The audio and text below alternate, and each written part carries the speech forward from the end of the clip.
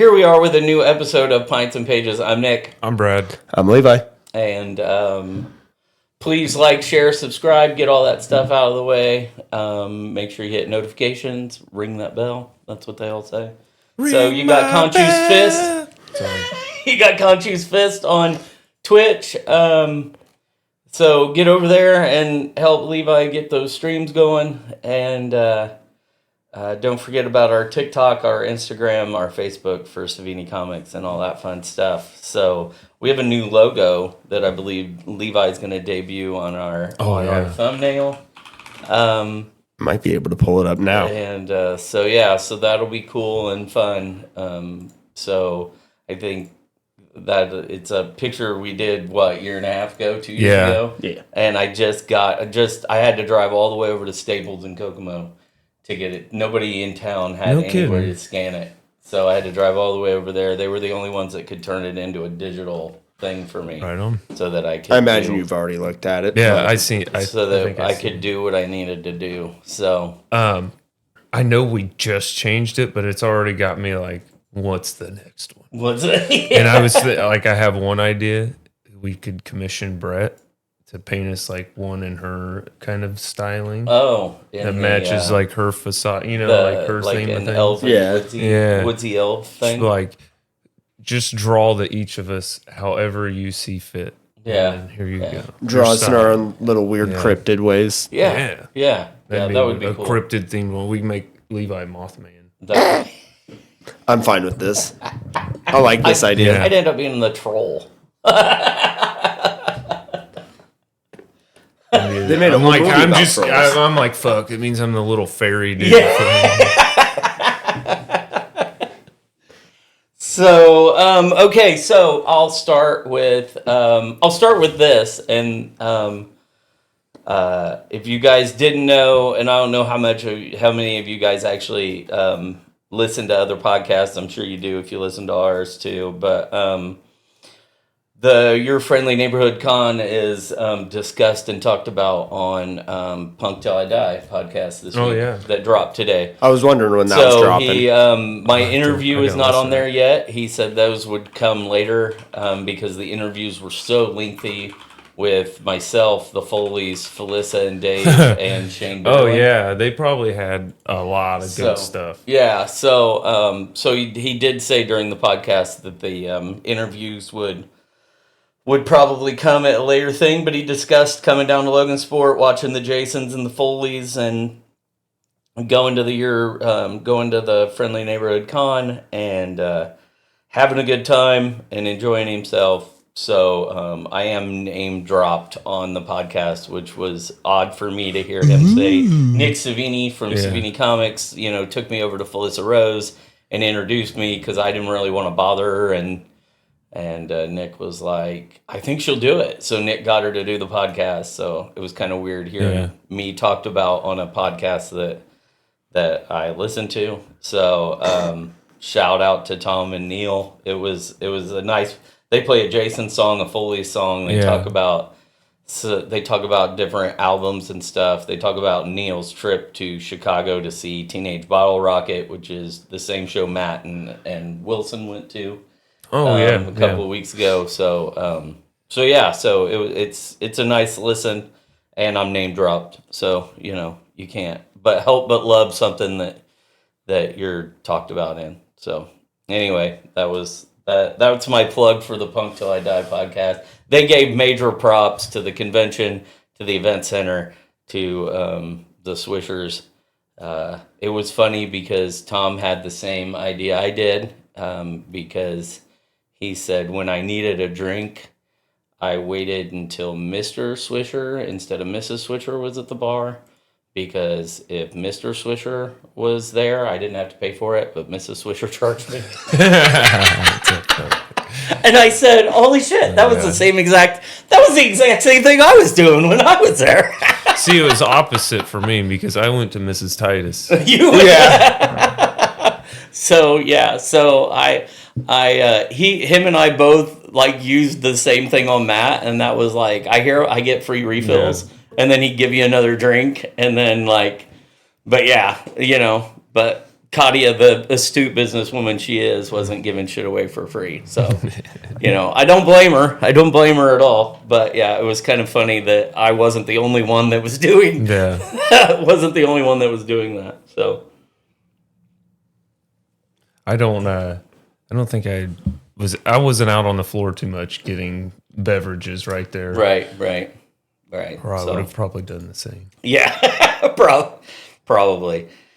So, I guess let's talk about WrestleMania Night 1. Because What's happening last night? I didn't get to watch any. So, I didn't watch any either. WrestleMania Night 1 happened last night, and this is the part that I said earlier. I was going to wait until the podcast. The first person that texted me and start talking to me about WrestleMania was Aubrey. That's funny. So Yeah. So we left the shop and then we continued playing Magic at my house Oh, for did you? hours afterwards. So that's Nice. why I didn't get to peep the wrestling at all. Was it you, Dustin, and Ray? Yeah. Okay. Yeah. Nice. So yeah, I did. I left the shop. Of course, they had the first couple of matches, and then I left the shop and came home after I grabbed some pizza and rewound it and watched. Matches were good. I wouldn't say anything like stood out extraordinary to me last night. The opening match was the 6-man tag, which LA Knight and the Usos won, which didn't surprise me. But then Logan Paul turned on iShow Speed. Okay. And iShow Speed had an amazing spot where he jumped off the ring post through Logan Paul through a table. Yeah. Oh, shit. Which was very cool. So I had that one right because I had the Usos and LA Knight. And then Jacob Fatu wrestled Drew McIntyre in what I thought was going to be a bloodbath, and there wasn't a single drop of bloodshed. There were some cool spots in it, but nothing like... They kept calling it an unsanctioned match that was going to end up being this brutal bloodbath, and I really didn't think that's... Yeah. It wasn't that at all. And but Fatu won, so that makes me 2-0 because I had Fatu winning. And then I go off the rails a little bit. So Paige came back. Do you remember Paige She came back? Paige came back. Nikki I'm Bella was of course we know Nikki. injured and needed a replacement. So Paige came out to tag with Brie Bella in the tag team Fatal 4-Way. I didn't realize the other Bella twin came back too. She came back last month. I missed that because Okay. I knew Nikki was coming back, and I remember like, why in the fucking her sister coming too? So her sister finally came back, and they were going for the tag titles, but Nikki broke her ankle or hurt her ankle. She wasn't medically cleared to perform, so Paige came back and tagged with Brie. Wait, I just watched that splash onto the fucking announcement table. Holy fuck. Dude, show it to Brad. Yeah. Yeah, show it to Brad. He is going to be like, what the fuck? Yeah, amazing. oh, dude, he landed Amazing. fucking square and perfect. He was so on target. He landed, though, with his arms in front of him. Did you see? Yeah. Do they show the replay? That I don't know. Because if they show the slow-mo replay... they don't on this, but I can slow it down. He lands, he accidentally brings his arms in, and he hits Logan Paul right in the chest, arms first, which I don't think you're supposed to do. I think you're supposed to try to hit soft part with soft part. Right. And but he comes in. It looks like he blows the wind out of Logan Paul when he lands on him. This is at half speed. So, Granted, not the best angles, but... This is at half iShow speed. but he has his arms down. Yeah, you can comes see him in. down. Yeah. Because he was too busy flailing. Yeah. I mean, perfect spot. Oh, yeah. Perfect spot. But Well, the flailing kept him. That was him positioning himself. Yeah. that was like a motherfucking squirrel. Dude. Yeah, That's exactly what squirrels and cats do. Is they're getting right where they need to be. Yeah, for sure. He might have. So yeah, Oh, tuck's hard to avoid. Oh yeah, You know, I was gonna say, you gotta I'm have- surprised he got so...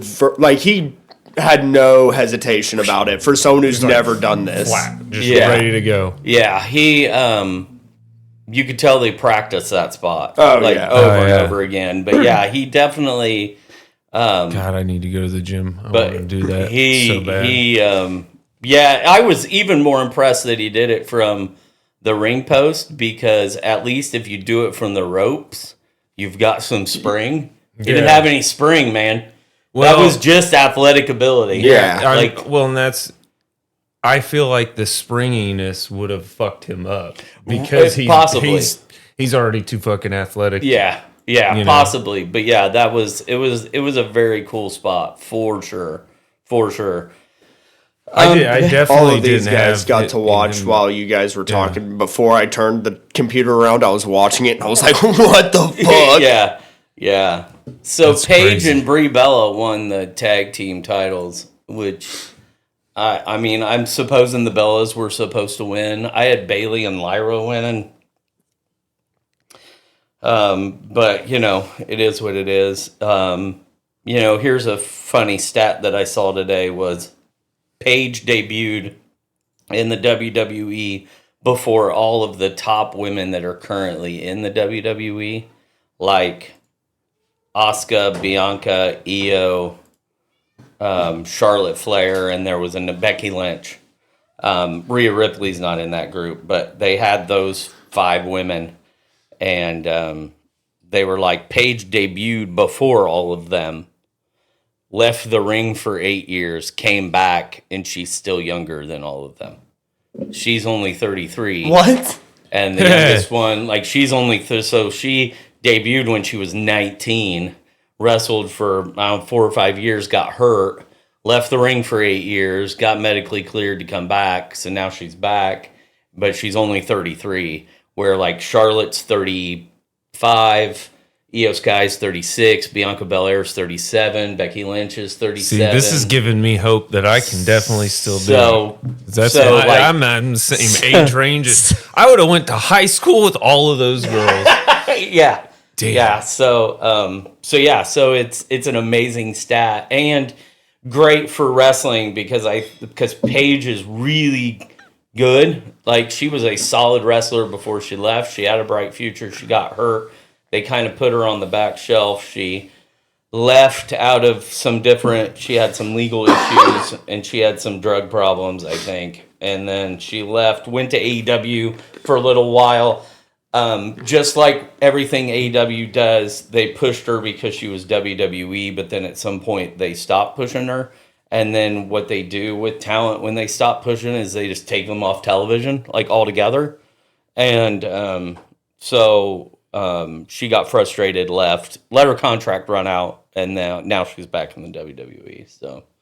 So I did not have that one picked out. I thought AJ Lee was going to beat Becky Lynch. She did not. Becky Lynch won the Intercontinental title back, the women's Intercontinental title.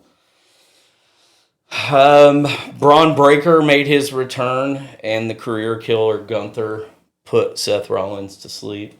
So Braun Breaker came down, ran a 75-foot ramp at full speed. After getting over a leg injury. And speared Seth Rollins in what I can only describe as a train wreck. I can hear the fucking slap of the diamond plate. Like, it was... He like, if he in fact can run 20 to 25 miles an hour, it was like he was just gaining momentum down that ramp. Like, it was brutal. And then Gunther choked out Seth Rollins to win the match, which is exactly how it should have finished. So I didn't mind it at all. I'm looking for the video, but this is now the 4th video I've seen, or clip, or spot, however you want to put it. They need to quit using that fucking announcer's table. Jelly Roll put Pat McAfee through it. Fucking Seth Rollins tried to stomp Gunther's head through it. Yeah. Fucking I Show Speed, that was the good one, did his splash. But Yeah. how many times are we going to go back to the same announcing table and keep fucking breaking it? Yeah, it's funny because it was the same announce table. They just kept putting it back together.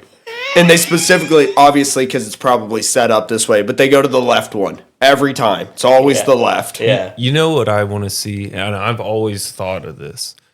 You, at some wrestling event, you have a chunk of ringside fucking seats that are all like, I don't know, low-end wrestlers, all the rookies, recruits from all over the place, and you have them all sit up front in a wide enough section that you can throw a wrestler at crowd members. Oh, right. Oh, right. God. You know, and everybody's going to look at these normal dressed people and not recognize them because they're such low level or new. Like You're bringing people will independent people people. will figure it out Yeah. after time, but in the heat of the moment in the show, they're going to be like, "Holy fuck, they just took out 30 fucking crowd members." You know. Oh, yeah. And like have them even take shit from them and Yeah. beat each other with it, you Yeah. know, like I think that would be a good Yeah, fucking, that would be good. I have found the Braun Breaker clip. Gosh. His feet went above his fucking head. And then he just rolls up like it's Yeah. nothing. Watch, pull the one up that has him running down the ramp. Like, Seth Rollins is at the end of the ramp, if they have that one. I'm sure they have to have that one, because it was a Hellacious video, like, watching it live. Like, So essentially, Braun Breaker is the current Goldberg. Yeah. So Braun Breaker kicked Seth Rollins out of the Vision and injured him. So then Seth Rollins came back and injured Braun Breaker, and now Breaker, so like the only reason they didn't wrestle is because Braun Breaker wasn't medically cleared in time to wrestle. So they created this Gunther Rollins thing. So just out of thin air. So that That's the only clip they uploaded. Two of the best wrestlers in the world today, Gunther and Rollins, you couldn't not have a match for them at WrestleMania, so they just kind of throw them together. Liv Morgan and Stephanie Vaquer, I didn't care for it. It was all right. Liv won. She won her title back. I was hoping that the Judgment Day would turn on her, but they didn't, so it was pretty fucking anticlimactic for me, but I don't know if this is the same one. that's it. Look at him running down that ramp. That's a fucking long one. And then he almost missed him.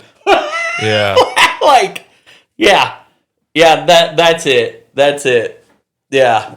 Like that is I think he just was definitely like, I'm not cramming my head into this guy's stomach sideways. Like, I'm gonna... Like, I have way too much velocity. I cannot run into He this got running guy. so fast, he's like, oh, fuck, I can't hit him square or we'll die. We'll both die. That very well could have been. I'm gonna rupture his intestines if I hit him that hard. Break his own neck. Yeah, and then Braun broken neck. Pat McAfee come out with Randy Orton and then got involved in the match, and then Jelly Roll showed up and put Pat McAfee through a table. And then they stretchered Pat McAfee off. This was the best part of this whole entire thing, because as McAfee's music is playing and he's rocking down the ramp, he's giving everybody the finger. This is the best part of that whole entire beginning segment.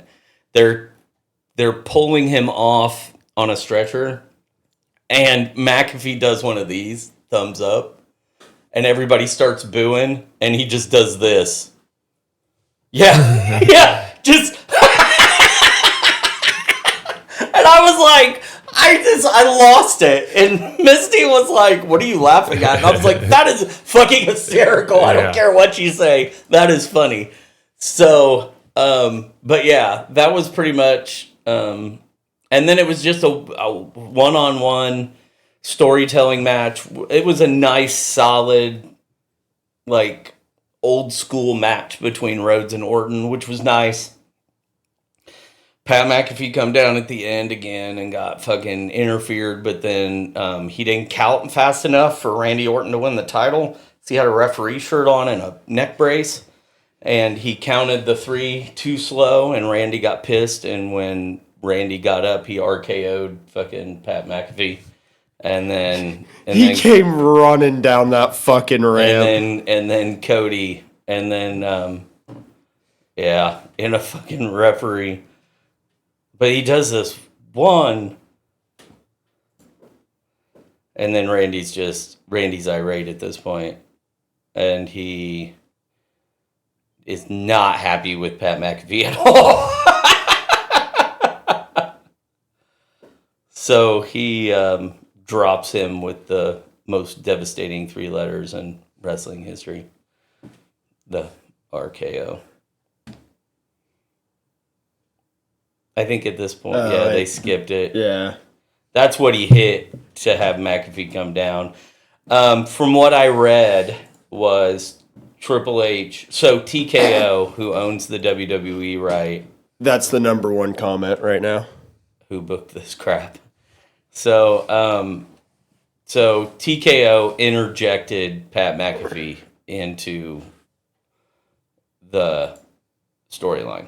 I mean, that's it. Like ESPN wanted more tickets. ESPN and TKO wanted more ticket sales and buzz around WrestleMania hidden into the weekend because ESPN Unlimited is where you watch it, and ticket sales were not going great.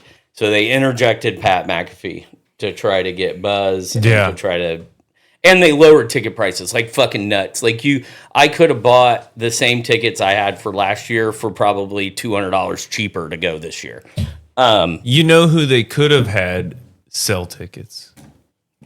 Danhausen. Yeah. So from what I read this morning was Triple H having Randy Orton.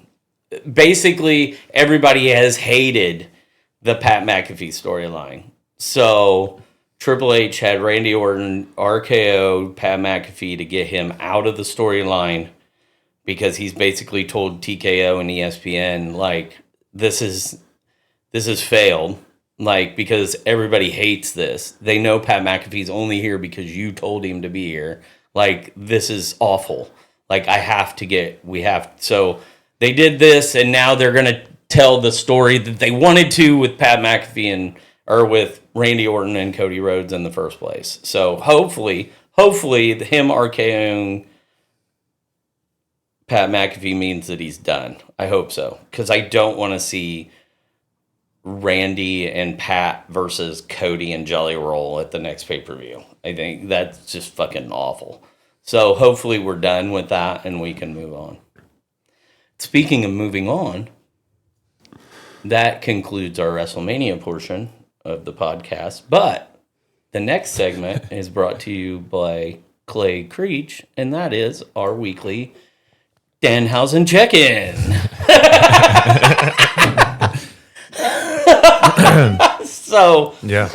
So I've been holding on to this since the start of the podcast. I didn't know you could get a signed photo at the merch with Danhausen. And his mask is already on sale at live shows. I know. I need to get one. Yeah. If they have a booth for his shit at the main event, it's the first stop. Okay, that's my first stop. Yeah. I think I'm going to order a shirt before. There's a couple of shirts that I saw yesterday that I wanted. So I may get on the store today and buy some stuff. Probably a Danhausen shirt, but there's a couple of other shirts that I was like, oh, that's kind of badass. Oh, yeah. So, and it's not like I have enough wrestling t-shirts. You can never have enough wrestling t-shirts. Never. So we did get Blimphausen, the tiny blimp that was flying around inside the stadium. Oh, no kidding. Said Blimphausen and had his face on it. I hadn't seen that one yet. Nice. So, yeah. Oh, wrong screen.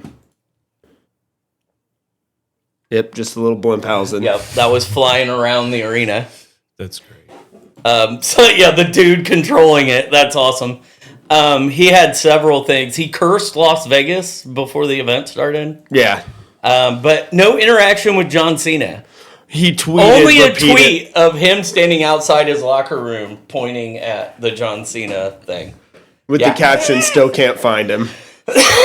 Okay, so I wonder if Cena's like, all right, I'll do this, but I do not want to talk to that fucking guy. He's like, do not put me anywhere near this guy. I don't want to be on camera. I'm hoping that tonight we get we didn't get Danhausen at all on TV yesterday except for the blimp. So I'm kind of hoping that we get Danhausen tonight on TV. Like, I don't think they can go a whole WrestleMania and not put him He's on talked screen about being there too much. Yeah. And he doesn't exactly go places when he's invited. He just goes. Right.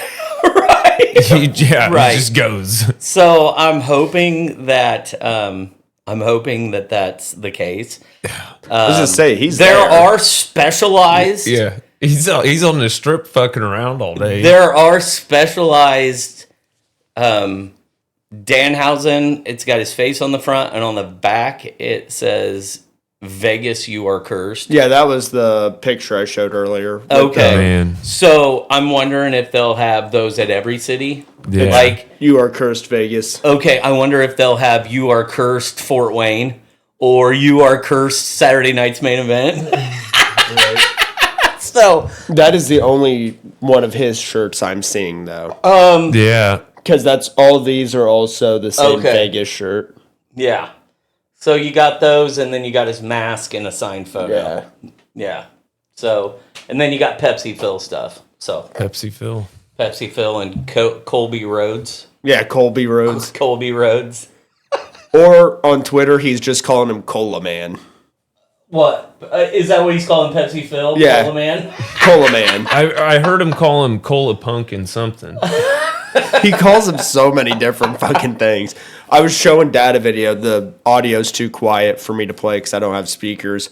But it was before WrestleMania, and it's CM Punk sitting in a golf cart in the driver's seat, and Danhausen's in the passenger seat, and he's just waving as they're recording. And it's at a dead stop, and finally he turns and he's like, Go get me coffee, Pepsi man. Let's go get coffee. Leave. Hit accelerator. Go. And CM Punk's just shaking his head and hits the fucking accelerator. Jesus Christ. Oh, And it's man. like once the camera's off, he's like, "Oh man, let's go get a beer." And they're just normal, and Yeah. they're actually like chummy friends. You know? They, somebody on Twitter, no, it wasn't on Twitter, it was on TikTok. Somebody on TikTok, I was just scrolling through, and it was a picture of a yearbook, but it's saying Danhausen on it. And I was like, what is this? And the girl was like, what happens when you graduated with Danhausen? And she opens up her yearbook, and his high school senior picture is in the corner. Like, she goes and finds him, and it's his name is Donovan Danhausen. That's his name. So he just dropped like, the I got a weird name. I'll go with it. So he basically just dropped his first name, and Yeah. that's his wrestling name, Danhausen. So, I want to know how fucking different he was in high school. Like, if he was this kind of outgoing person, or if this is all for the character. From the way I've seen it in podcasts and videos, like, he didn't start wrestling with face paint. He just decided it was something that he needed to do to stand out. So there's not many. There's not many. And anymore. then, and then...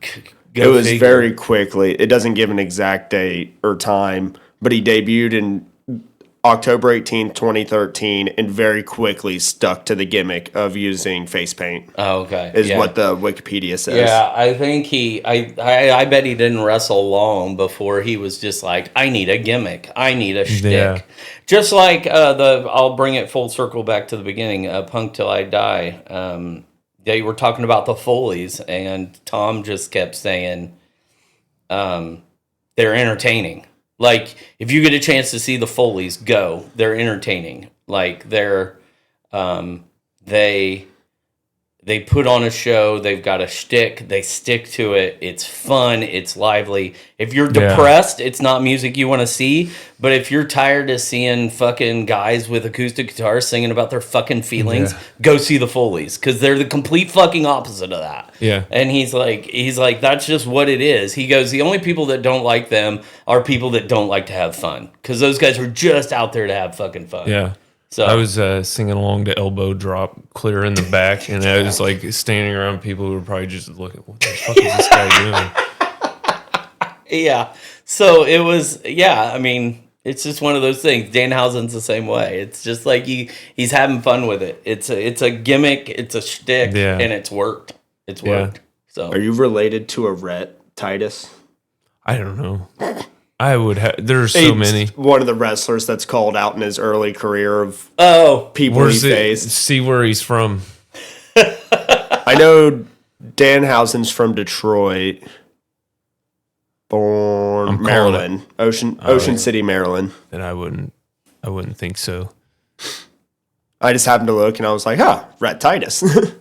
So this is our weekly. The other thing I saw about Danhausen is I did not know, because we were talking about it a little bit with AEW. Yeah. I didn't know the whole time he was signed to AEW, he was doing independent circuits. Yeah, That's why he didn't wrestle on AEW. AEW, it's not why he didn't wrestle. Well, that's the way he made it sound in an interview. It's not why he didn't wrestle. It's AEW allows their talent to go do independence. That makes them different than WWE, who is like, we just signed you to a $3 million a year contract. We do not want you going somewhere for $50 and getting hurt. Yeah. So where AEW is like, oh no, go ahead. Like, you can go get hurt. We don't care. Like, but they're also not signing talent to $3 million a year. Yeah. So more of like a wage kind of situation. I was going to say, the way the interview made it sound, with him talking about it, he made it sound like he had to do the independent scene because AEW was not paying him enough. And that's probably what Right. it was. It's probably what it was. The bad part about AEW with Danhausen was the last year of his contract.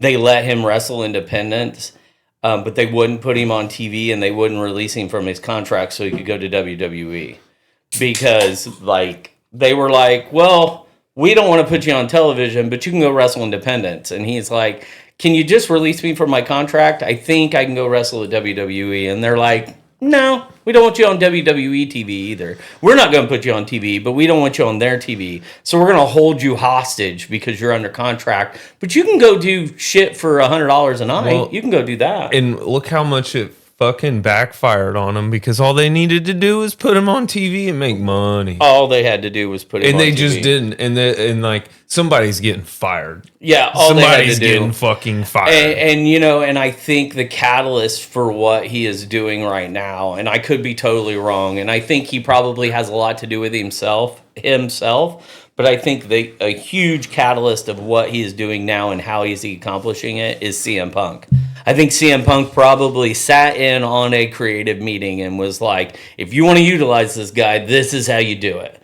I saw him be able to do this stuff in AEW and they didn't allow him. I've been seeing him do it for years on the independent scene. Like, if you bring him in and you make him a promotion merch machine, he will kill it. And that's exactly what they've let him do.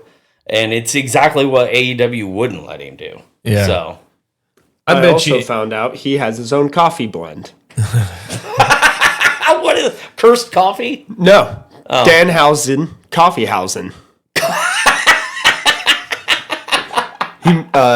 He in collaboration with Rootless Coffee Company in 2021, he released that blend. I don't know if it's still if they're still making it, but Nice.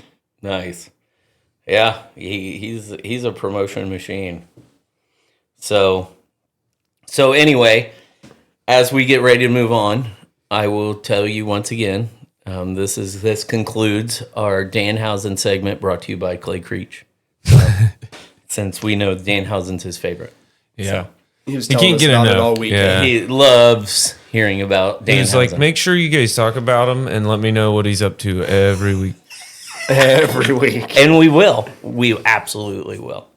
Wait until we meet him, and that's the whole entire podcast is our interactions with Danhausen. We're gonna figure it out. I'm going to meet this man at the Saturday night main event. I'm pretty sure we can also talk him into like doing a little video Oh, probably. where we could have Clay officially cursed. Oh my god! I need to get Clay want Clay cursed. cursed. Yeah, I want Clay cursed. Yeah. So we'll Nice. figure it out. We'll make it happen. Nice. Yeah. All right. I So love this. as we move on, the next subject I want to make sure that you guys get to talk about is Strixhaven. So, release was this week. Yeah. I had 15 people show up to the pre-release. Oh, I believed it. I actually had 16. I had to. I hated having to send him away, but I just didn't bring in enough pre-releases. I wasn't expecting the turnout that I got. Yeah. I felt bad. I told, who was it, Clay?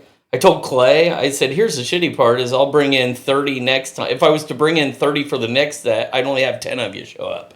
You know what I mean? It's like I can't win or lose. You know, I brought in 30 the first time, didn't even have close to that amount. So then I just started bringing in 15, and this was the first time that I had to turn somebody away. So I'll probably continue to do that. I think 15 is about the max that we have. But it was... That is such a weird number to me. 15? Yeah, that they break it into 15s. Yeah, I wish they did evens, but 5 schools, 3 boxes a school, So anyway, hell of a turnout. Clay did a video. Brad did a video. I'll be spending my day probably editing those and getting them on social media, breaking them into clips and getting them out there. So, anyone open any big money? Dude, the funniest fucking one. Nate walks over to me with the box. God. Right? So Nate walks over with the box, and he's like, pick me out a pack. I want to open one more. So I reach in, grab out a pack. He proceeds to open the Silver Scrolls Vampiric Tutor. Yeah, like number 2 on the fucking list of expensive. What is this Number man's 3. fucking polo? Because it's just like with Ixalan. He's like, oh, I got this Cavern of Souls. Didn't know he had it. Yeah, didn't know he had it. No, didn't know he had the vampiric. Oh, he didn't know It's he in had Japanese. Didn't know he had the vampiric. I knew it was in Japanese. So we seen it. We had to look it up and double make sure, but it was like rush to get this bitch sleeve. Come on. Yeah. But Nate actually opened like 3 Silver Scrolls. Clay opened 3 in his box. I had 2 in my box.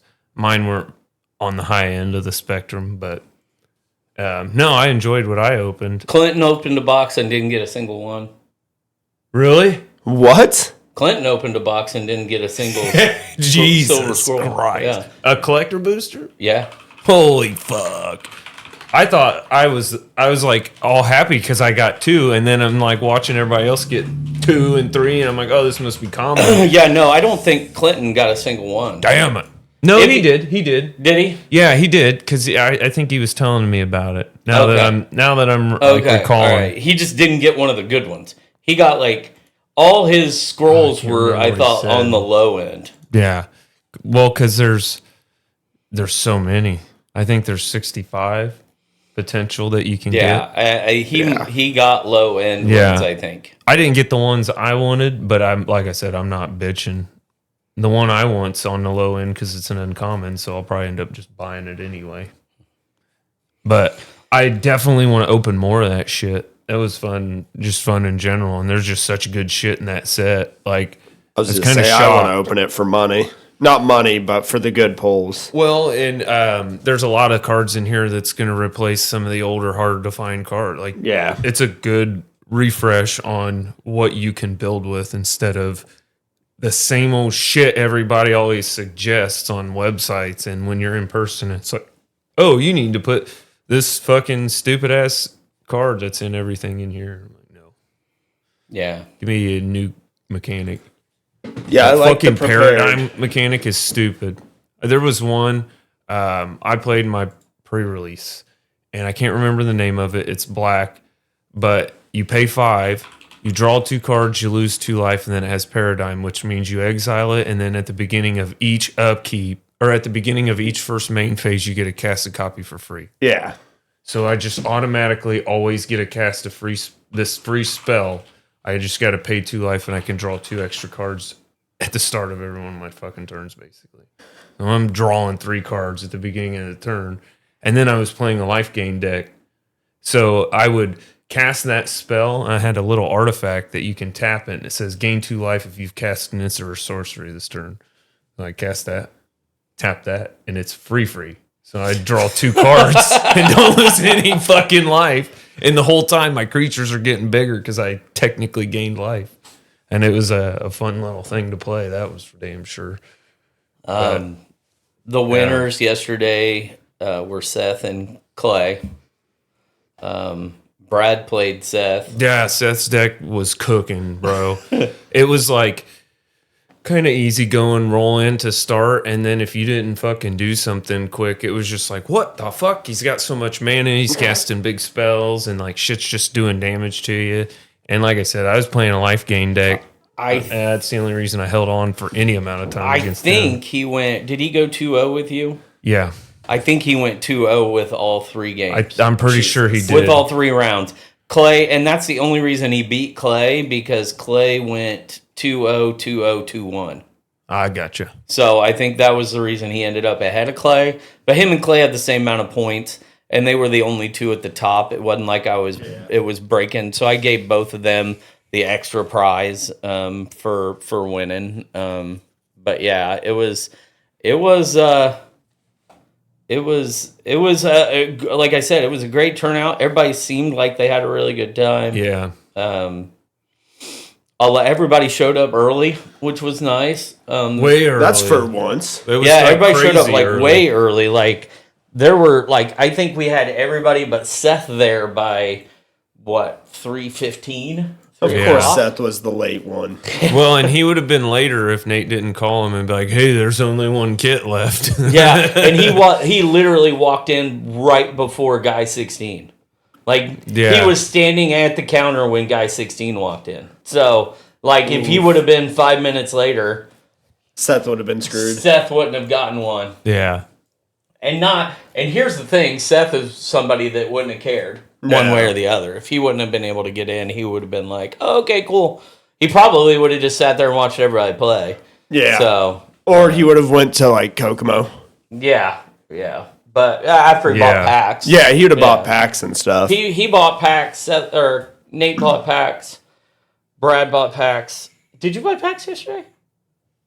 No. You just had your box. I bought one pack. Did you buy one? Okay. Yeah. Clay had his box. I'm going to try to ask my distributor if there's any way that I can get more than the 3 I'm supposed to get next week.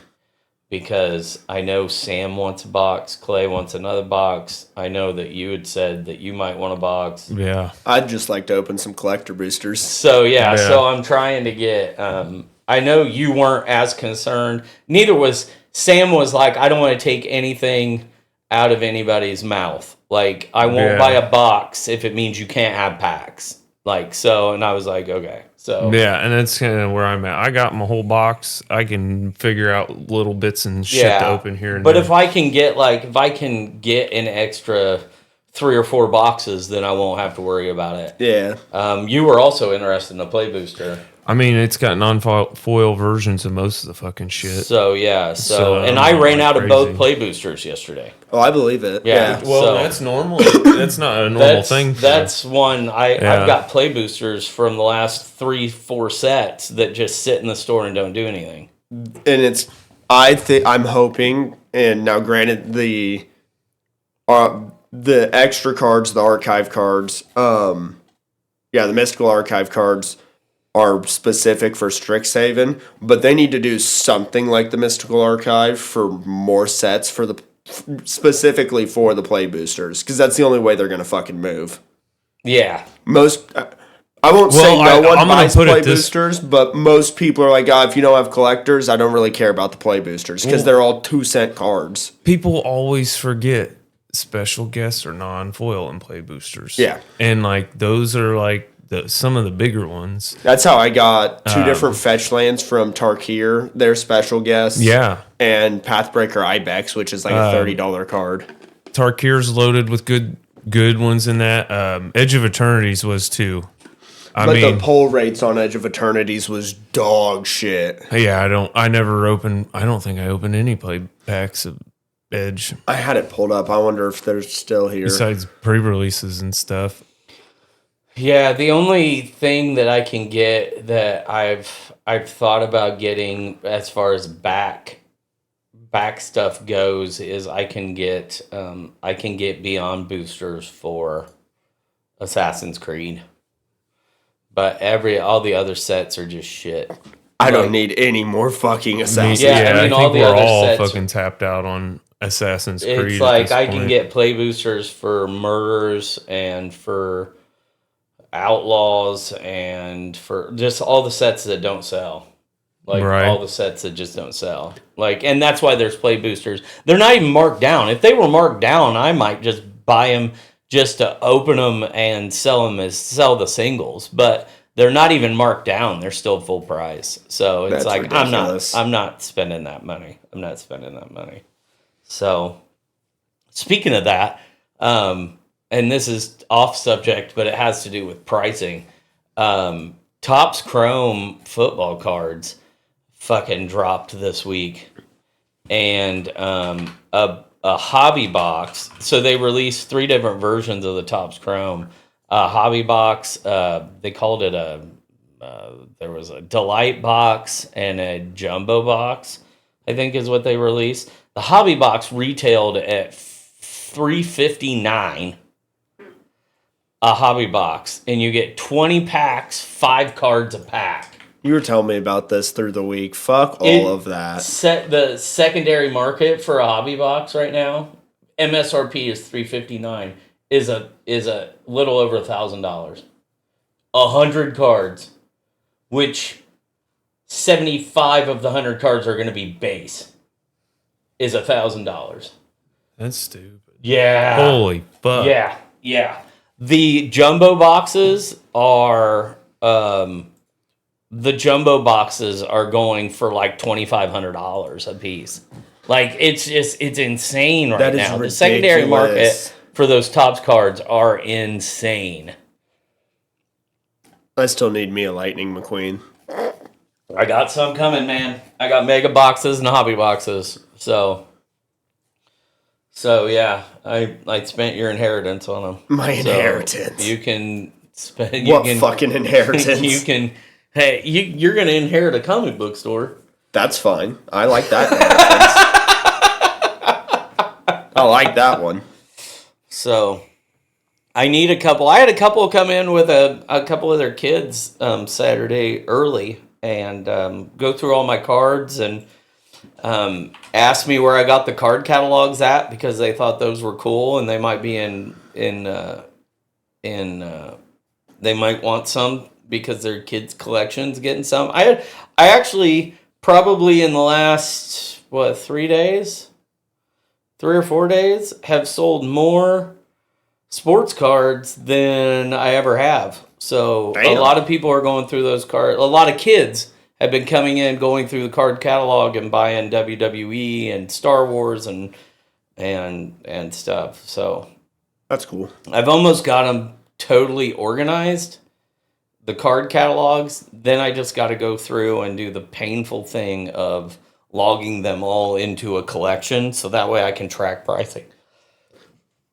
That part sucks. That part blows. Yeah, which is not easy. I mean, I got to do the same thing with my comics. Most of them are in my collection, but a lot of them aren't, especially the newer ones that I'm bagging and boarding and throwing in boxes. So yeah, and I've decided that I'm going to kind of do like, here's a box with all Spider-Man in it. Amazing Spider-Man, Peter Parker Spider-Man, Spectacular Spider-Man. Like, all the Spider-Man are in this box. Like, all the Star Wars books, whether or not it's Princess Leia, Darth Vader, Star Wars, Dark Droids, they're all in this box.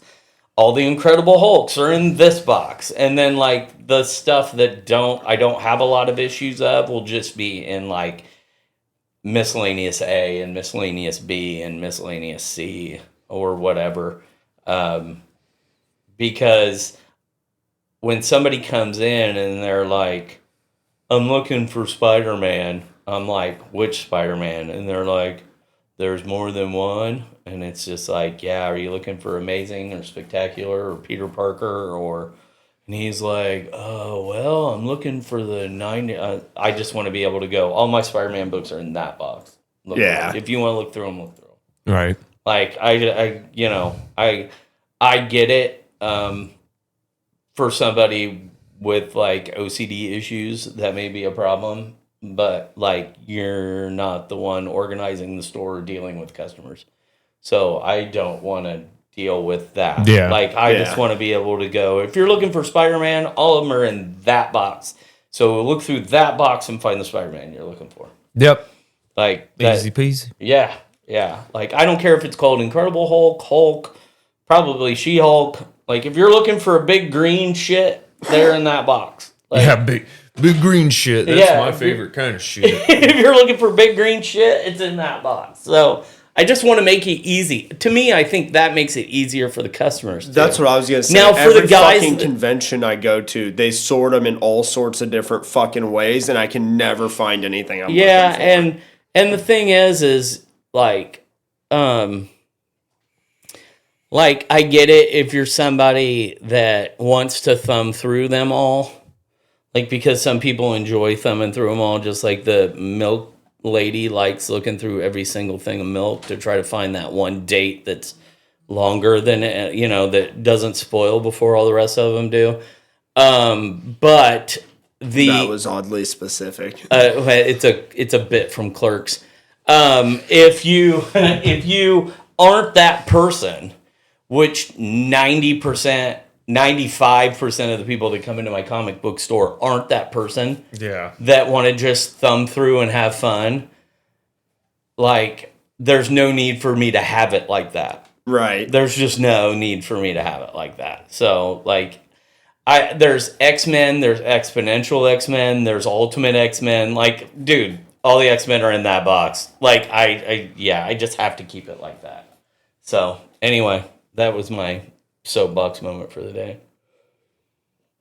I'm looking still at the Mystical Archive cards. If you count them having their Japanese version as the Silver Scroll and then the English Mystical Archive, there's a total of 206. Oh. Well, also you have you have 10 special guests. So there's 196 Mystical Archive and Silver.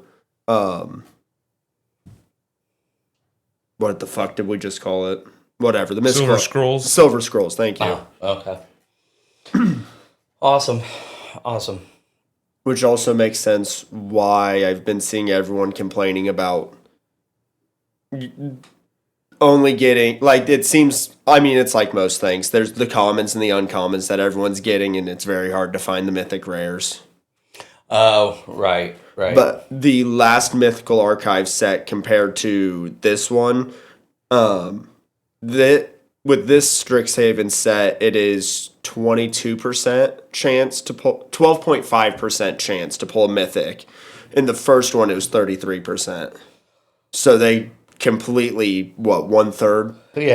Yeah. Cut it by 2/3, I should say. Okay. All right. That makes sense.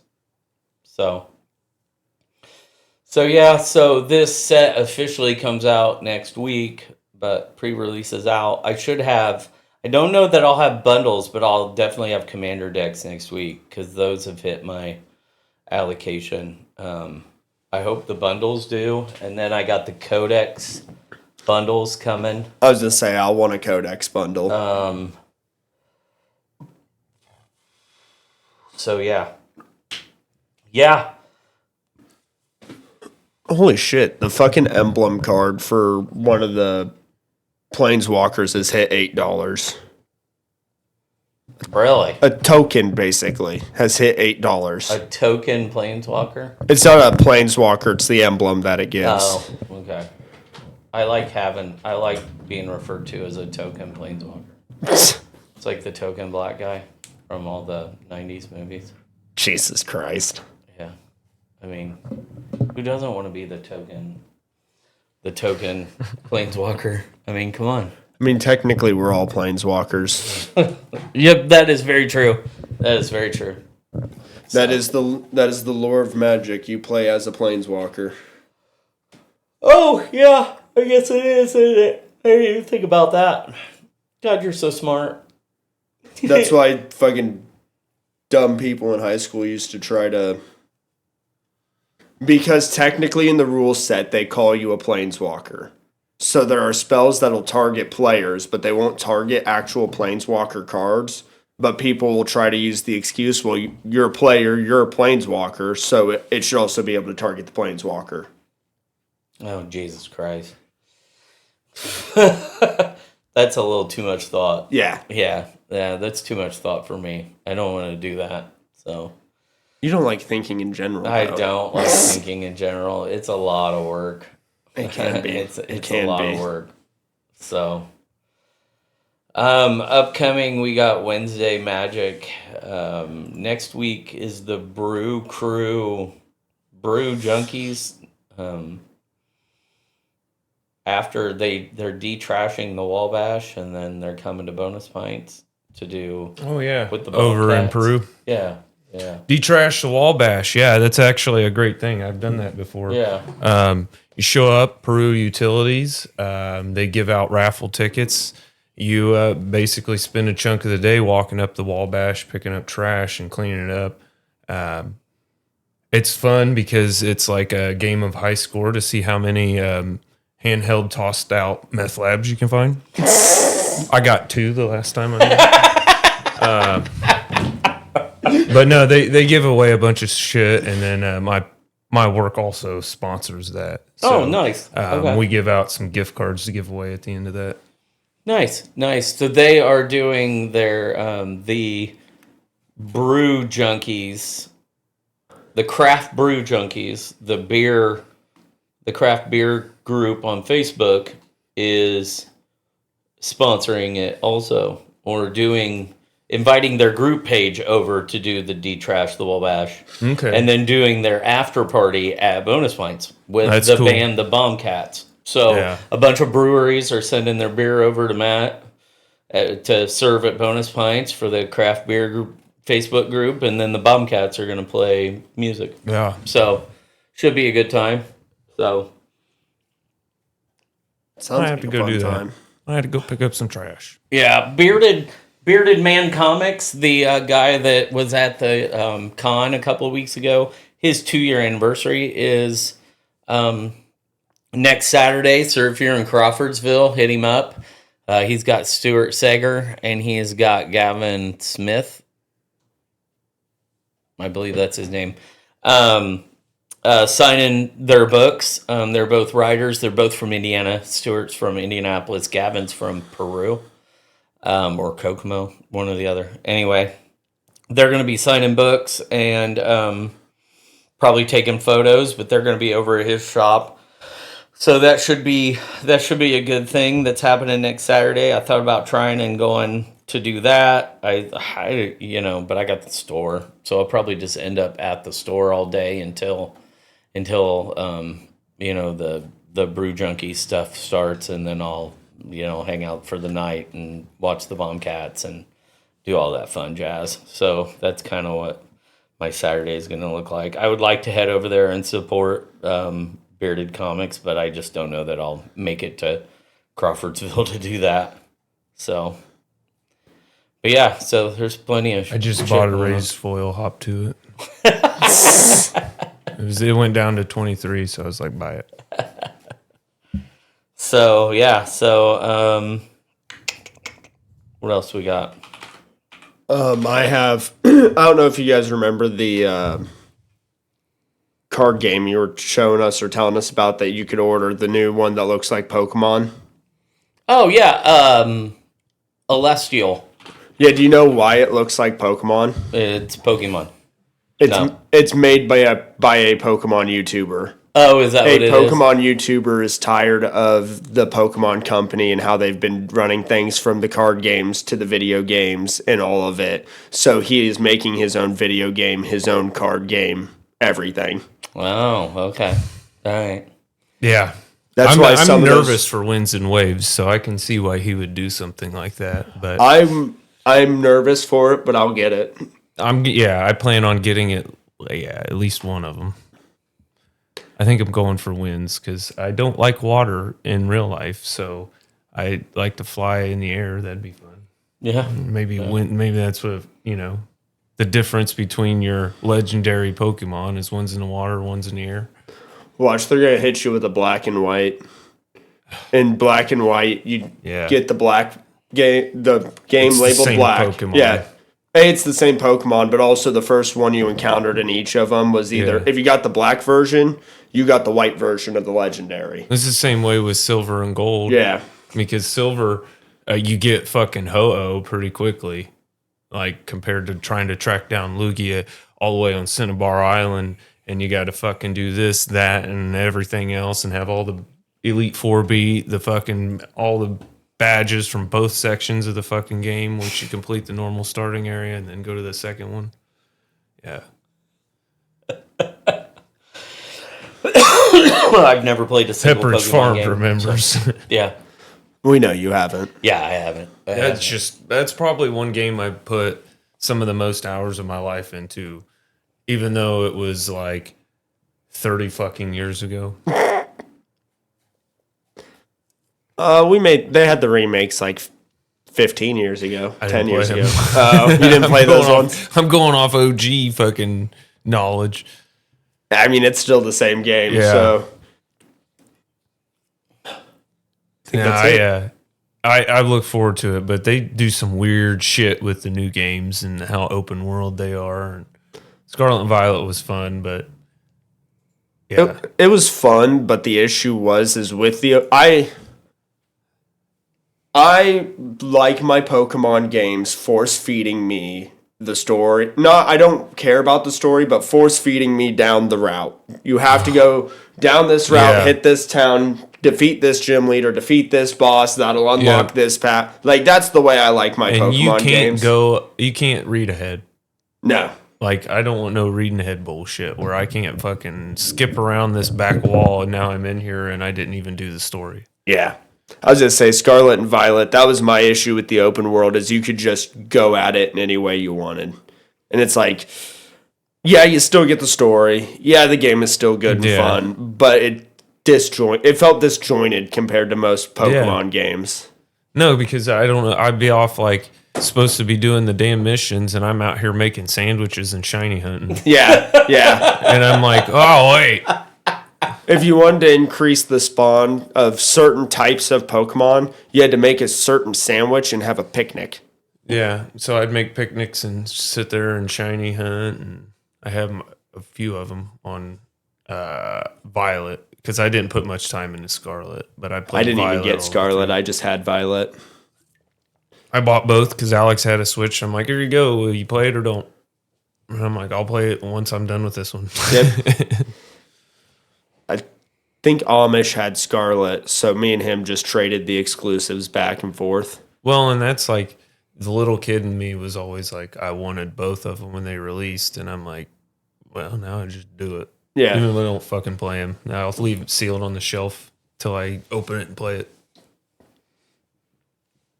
Apparently, grading games is a thing now. Yeah, it is. Fucking wild. It is. Yeah. Grading movies, grading games, grading. Yeah. It's a. But what they don't do is grade anyone's fucking homework anymore because everybody's stupid. They don't. They don't. They're too worried about their goddamn pristine 10 goddamn gem mint Charizards. Yeah. They didn't even do their gem mint fucking speech for or econ. Their gem mint. Like a PSA 9.6 Yeah. Fire Red for the Game Boy Advance. How much do you think it's going for on eBay? 1,500. Okay. 80,000. 80,000. Jesus Christ. I feel like an idiot. I just buy. I need. So, what you're saying is every time you develop a hobby at an early age, you buy 2 of every single fucking thing ever. Yes. And you always leave one sealed. Yeah. You just buy 2 of everything. And then one day you'll be fucking rich because the world is weird. Hey, you can get an 8.5 for $1,000. So, a 9.6 graded copy of Fire Red? Yes. Okay. The original Fire Red on Game Boy is equivalent to a Bitcoin. Yeah. At least this is tangible. Yeah. And at least I could have bought 30 of those back in the 90s at one store. And I didn't have to mine it with a computer. Yeah. Plus, if you'd have done it, sealed it in a box, and then sent them all off to grading, it would have probably been like $100,000 copy because it's fucking. Even if its batteries toast, it's never had any save files, you know, because the batteries die after so many years anyway. I'm so glad they went away from the batteries. Yeah, Not that they could do it with these, but I just think back to like all my lost friends that's just died to time. My poor Typhlosion. hey, you can get a Pokemon Pinball 9.6 for $4,500. Oh shit! Because I don't know if you know, they made a Pokemon Pinball game. I have on Game Boy. I have a cartridge at home. Of Pokemon Pinball? Yeah, I also have the Game Boy camera at home as well as like fucking 30 Game Boy and Game Boy Advance titles. No boxes. I think I have almost every booklet still, though. I guarantee I don't have any of the fucking booklets. They're sitting in a tub with a Nintendo 64, about 30 games, a PSP with a few games, and my GameCube, a shitload of games. We have a tote with a lot of that shit in it. Yeah, you sold half of it. There's about 60 tangled wires in there, too. But I didn't sell the systems. I sold the games, but I didn't sell the systems. And out of the one game I wanted him to keep, he fucking sold it. I did. Thankfully, they remade it. Metal Gear Solid 3 Snake Eater. Oh. Because for some reason, to buy an original PS2 version of that, not graded, is $200. Yeah. And before they remade it, that would have been the only way I could have played it. God, I really need to go downstairs or go upstairs in the attic and fucking check my shit. I haven't looked at that stuff in a while. I need to build a shed, like a little work shed for all my crap. So I can sort it out a lot easier. My house is too goddamn small. Me too. Jesus Christ. If you ask my wife, this house is too small. That's a fucking 5-bedroom. Yeah. And my wife likes to have things. Yeah, it's fucking 5-bedroom. The closet space sucks here. Yeah. Well, not if you go upstairs into the room that's not been cleaned. Lily's. Yeah. I mean, there's 3 closets in that room. So, just have to get all Lily's shit out of there. Yeah, and then I can put my cards up there. Yeah. That's what that closet's turned into, is all fucking card sorting. And a big stack of comics. Yeah, one of these days I'll find me a nice chunk of property, probably build like a fucking pole barn on it and move a bunch of my shit there. Yeah. It'd be fun. I'm going to the laboratory. Going to the lab. He's been in there for 2 days. Don't put a bathroom in don't put a full bathroom in there, or you'll never leave. Yeah, I have to. It's not a security camera; it's a welfare check camera. Make sure I'm still alive in there.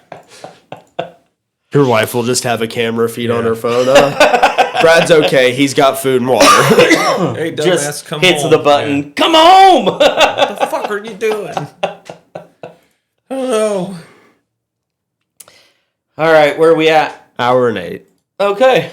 All right, cool. Awesome. We didn't even get to Daredevil. That's good, because I still am not caught up. Okay. All right. I am caught up. Totally caught up. I'm so caught up, I'm beginning to replace those memories. Yeah, I'm caught up. And I watched it all in one night, so I'm totally caught up. I started watching it this morning, realized I was still hungover from last night and tired, and fell asleep on the couch. Oh, okay, cool. So, all right. Well, that's pretty much it. So, I'm Nick. I'm Brad. I'm Levi. And this has been Pints and Pages.